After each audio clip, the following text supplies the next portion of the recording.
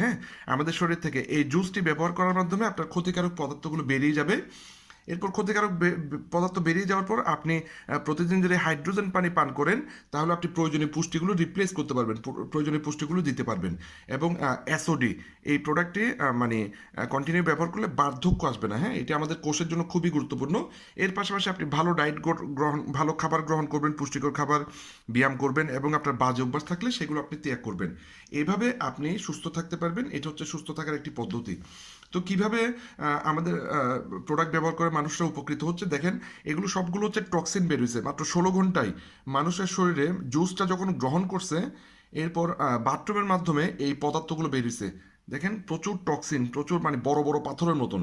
ঠিক আছে, এগুলো কিন্তু মানুষ আমাদের শরীরে ছিল। হ্যাঁ, ওখানে নাম সহ দেওয়া আছে, বয়স সহ দেওয়া আছে। এগুলো মানে শরীর থেকে বাথরুমের মাধ্যমে বেরিয়েছে এই ক্ষতিকর পদার্থগুলো, যেগুলো আমাদের শরীরে রোগ বাড়ায়। হ্যাঁ, এবং ডিটক্স ব্যবহার